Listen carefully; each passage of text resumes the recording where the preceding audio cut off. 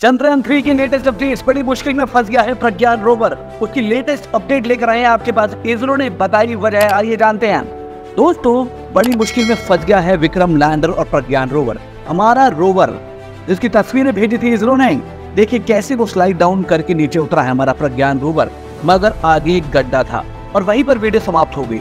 लेकिन अब ट्विटर पे एक नई वीडियो पोस्ट की है इसरो के द्वारा और इस वीडियो में वो गड्ढा पार हो चुका है और देखिए कैसे वो आगे जाके पीछे मुड़ के देख रहा है। दोस्तों, ये वीडियो जो आ रही है, इसरो जो भेज रहा है, सोशल मीडिया पे डाल रहा है, वो डायरेक्ट चंद्रमा से आ रही हैं। लेकिन दोस्तों, वो वीडियोस कट करके क्यों आ रही हैं?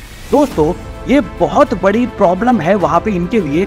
ये सारी 4 प्रॉब्लम है जो हम आपको इस वीडियो में बताने वाले हैं। दोस्तों ध्यान से सुनिएगा। ट्विटर पहले ट्विटर था, अब वो एक्स बन गया है, लेकिन उसके ऊपर जो पोस्ट हुई है ट्विटर के इसरो के द्वारा, वो हम सारी खबर लेकर आए हैं आपके पास। दोस्तों, दिक्कत जो है वहाँ पे ये है कि वहाँ बहुत सारे गड्ढे हैं। जो प्रज्ञान रोवर है वो जो चलेगा, अगर वो गड्ढे में गिर गया या गड्ढे की वजह से पलट गया तो सीधा करना बहुत मुश्किल हो जाएगा। और अगर वो किसी शैडो रीजन में फंस गया और उसको सोलर एनर्जी नहीं मिल पाई तो वो बिजली पैदा करना असंभव हो जाएगा उसके लिए, क्योंकि वो बस 50 वॉट की बिजली ही पैदा करता है। वो नहीं बनी तो फिर वो आगे चल नहीं पाएगा, काम नहीं कर पाएगा, एक्सप्लोरेशन नहीं कर पाएगा, रिसर्च नहीं कर पाएगा। दोस्तों, ये बहुत बड़ी दिक्कत है। आइए आपको बाकी की दिक्कतों के बारे में बताते हैं। जब हम खुशियां मना रहे थे दोस्तों, जब लैंडिंग हो गई थी विक्रम लैंडर की और पूरा इंडिया खुशी से पागल हो रहा था, पूरी दुनिया में डंका बज गया था, भारत देश का हमारा तिरंगा चंद्रमा फहराया जा रहा था, तब दोस्तों कुछ बहुत ही बड़ी प्रॉब्लम आ गई थी चंद्रमा के ऊपर, जिसके ऊपर हम लोगों ने ध्यान नहीं दिया क्योंकि हम खुशियां मनाने में ज़्यादा व्यस्त थे। लेकिन इसरो के साइंटिस्ट उस समय भी, वो 200 साइंटिस्ट उस समय भी जी जान लगा के बेतोड़ मेहनत करके वहाँ पे काम कर रहे थे। दोस्तों हुआ क्या था, वहाँ से जो सिग्नल आ रहा था वो बीच में फंस गया था। सिग्नल पहुँच नहीं पाया था पृथ्वी तक, इसरो तक। दोस्तों, जो टेलीमेट्रिक डिपार्टमेंट है इंडिया का, इसरो का, वो सारे सिग्नल को कैच नहीं कर पा रहा था जो सिग्नल विक्रम लैंडर वहाँ से भेज रहा था।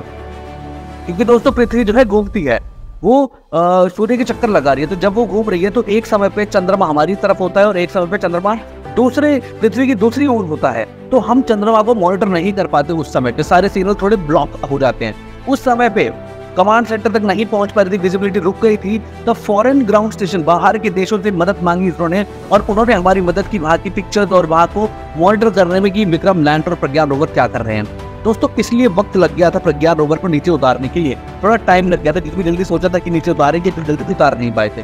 दोस्तों, अब हुआ क्या, नीचे नहीं उतर पाए, ये एक और बड़ी समस्या थी। अगर वो बहुत देर तक उसे नीचे नहीं उतारते और विक्रम लैंडर जहाँ पे लैंड किया था, दोस्तों क्या होता कि वहाँ पे शैडोज बनती हैं और वहाँ पे ठंडा टेम्परेचर हो जाता है।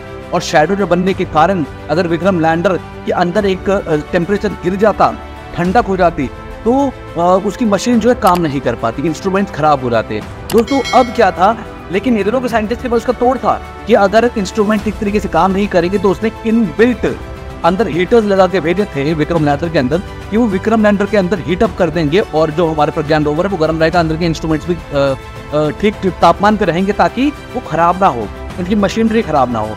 लेकिन दोस्तों, हीटर ऑन तो कर देते, वो ठीक भी रहते, लेकिन उससे क्या होता, जो हमारी बैकअप एनर्जी बचा रखी थी विक्रम लैंडर के अंदर, वो समाप्त हो जाती। क्योंकि दोस्तों जो काम 14 दिन में हो रहा था, 14 दिन का समय हमारे पास, ये तो हम सबको मालूम ही है, तो वो 14 दिन में ना हो कि वो दिन कम हो जाती है, कुछ घंटे कम हो जाती है, उसको गर्म रखने में काफ़ी सारा फ्यूल जो होता है वो यूज हो जाता। दोस्तों, अब ये सारी जो प्रॉब्लम है ये कोई आम प्रॉब्लम नहीं है। एक और बड़ी प्रॉब्लम आपको बताता हूँ। एक और प्रॉब्लम ये है कि चंद्रमा के ऊपर जो गड्ढे बने हुए हैं ना, ये कोई इसलिए नहीं कि लाखों अरबों सालों पहले वहाँ पे एस्ट्रॉइड टकराए थे कि अब नहीं गिरेंगे। दोस्तों, अभी भी गिर सकते हैं। दोस्तों, पृथ्वी के आसपास जो एनवायरनमेंट है, जो लेयरिंग सिस्टम है, उसकी वजह से क्या होता है, कोई एस्ट्रॉइड जब गिरता है पृथ्वी की ओर, तो पृथ्वी जो है ना वो भस्म कर देती है। वो फ्रिक्शन की वजह से और उसके एनवायरनमेंट की वजह से, गैसेस की वजह से वो एस्ट्रॉइड हवा में ही फट जाता है, फिर टुकड़े हो जाते हैं। तो बहुत ही बड़ा एस्ट्रॉइड होगा जो कि पृथ्वी तक आ पाएगा, उसकी सतह तक, क्योंकि मोस्ट ऑफ द 99% एस्ट्रॉइड वहीं पे खत्म हो जाते हैं। तो सबसे बड़ा एस्ट्रॉइड हमने सुनते हैं जिसने बहुत बड़ा तहलका मचाया था, वो था जब डायनासोर्स के समय पे एस्ट्रॉइड टकराया था, तो इसमें डायनासोर्स की पूरी स्पीशीज ही नष्ट हो गई थी। दोस्तों, ऐसा कभी हो सकता है, या तो बहुत बड़ा एस्ट्रॉइड हो, और जब तक एनवायरनमेंट है तब तक नहीं हो सकता। दूसरी बात दोस्तों, चंद्रमा जो है ना उसका एनवायरनमेंट नहीं है, इसलिए वो डायरेक्ट जो है सारे एस्ट्रॉइड्स और कॉमेट्स को अपनी तरफ खींचते हैं, जिसकी वजह से वो भी एक कारण है जिसकी वजह से पृथ्वी सुरक्षित है, उसके ऊपर बहुत एस्ट्रॉइड और वो मीटियोर्स नहीं गिरते, क्योंकि मोस्ट ऑफ द जो है वो चंद्रमा अपनी तरफ आकर्षित कर लेता है और वो उसकी तरफ चले जाते हैं। पहले तो सोलर सिस्टम हमारा इतना बड़ा है क्योंकि हम तीसरा प्लैनेट है पृथ्वी, क्योंकि आप देखेंगे मरकरी, वीनस, अर्थ, फिर मार्स है, यूरेनस है, जुपिटर है, सैटर्न है, नेपच्यून है, काफी प्लैनेट्स है, 8 प्लैनेट्स है, जिसपे से हम तीसरे नंबर पे हैं। तो हमारे पास चौथा, पांचवा, छठा, सातवां, 8 प्लैनेट्स हैं। तो 8वें प्लैनेट से तीसरे प्लैनेट की तरफ आना, क्योंकि बीच में एस्ट्रॉइड्स की बेल्ट भी है, बड़े बड़े प्लैनेट्स भी हैं जैसे जुपिटर और सैटर्न, जो कि मीटियोर्स और एस्ट्रॉइड्स को अपनी तरफ आकर्षित कर देते हैं। जुपिटर बहुत बड़ा प्लैनेट है, सैटर्न बड़ा प्लैनेट है, तो पृथ्वी तक आना ही इम्पॉसिबल हो जाता है। लेकिन उसके बावजूद भी अगर कोई पहुंच जाए पृथ्वी के आसपास तक, तो चंद्रमा उसे अपनी तरफ खींच लेता है, जो एक कारण है जो कि पृथ्वी सुरक्षित रहती है। पहले तो पृथ्वी तक आ गया तो उसका एनवायरमेंट खत्म कर देगा, और दूसरा वो आ ही नहीं पाता है क्योंकि चंद्रमा ही उसको पहले अपनी तरफ खींच लेता है, और चंद्रमा खींच लेता है। अब वो उससे क्या होता है, चंद्रमा के ऊपर बहुत सारे क्रेटर्स बन गए हैं उसके कारण वर्ष, और पत्थर बिखरे हुए हैं, मिट्टी खुरदरी है, बहुत सारी चीज़ें हैं, उसका सरफेस ही थोड़ा अलग किस्म का खुरदरा सरफेस है। तो दोस्तों अभी भी गिर सकते हैं चंद्रमा के ऊपर, बहुत सारी आशंकाएं हैं, ऐसी संभावनाएं हैं कि वहाँ पे गिर सकते हैं एस्ट्रॉइड। दूसरा दोस्तों, अब ये सारी प्रॉब्लम जिनको करते हुए अब एक और खुशखबरी है कि अब जो है इसरो ने विजिबिलिटी क्लियर कर ली है। अब सारी जो जानकारी डायरेक्ट इसरो ही कलेक्ट कर रहा है, फॉरेन सेंटर्स की मदद नहीं ले रहा है इस समय पे। लेकिन हाँ, अगर जरूरत पड़ेगी वो लेगा, क्योंकि इसरो ने बहुत अच्छा संपर्क और कनेक्शन बनाए रखे हैं पूरे वर्ल्ड के साथ अपने साइंटिफिक नॉलेज और रिसर्च की वजह से। दोस्तों एक जो इंस्ट्रूमेंट लगा है इल्सा, जिसका नाम है, वो इंस्ट्रूमेंट है जो कि भूकंप की गतिविधि को मापता है, स्टडी करता है उसके बारे में, तो वो डिप्लॉय हो चुका है। अब जो है चंद्रयान 3 जो है वो पूरी कोशिश कर रहा है कि चंद्रमा की सतह के अंदर भूकंप की चीज़ों को पता लगाने के लिए, उसका मापदंड निकालने के लिए कि क्या संभावनाएं कैसे होती हैं, सीस्मिक एक्टिविटीज़ कैसी हैं, भूकंप कैसे आते हैं, क्या क्या तबाही हो सकती है। अब दोस्तों एक और चीज़ जो इसरो के साइंटिस्ट से पूछी गई थी विदेशियों ने, कि जब आपने विक्रम लैंडर को लैंड करवाया, एक सॉफ्ट लैंडिंग कराई, वो भी dark side of the moon पे जहाँ अंधेरा है, खुरदरी जमीन है, तो आपने कैसे कर दी, और जब आपने करा होगा थोड़ा बहुत बेंड तो हुआ ही होगा, एकदम एज इट इज तो नहीं कर दिया होगा, क्योंकि एरोप्लेन जब लैंड होता है थोड़ा दोस्तों आपने देखा ही होगा कि एक टायर फिर दूसरी टायर फिर ऐसे धीरे धीरे वो लैंड करता है, एकदम से एकदम स्थिर कि तीनों पहिए एक साथ ही आ जाए, ऐसा नहीं हो सकता है। वैसे विक्रम लैंडर का भी है।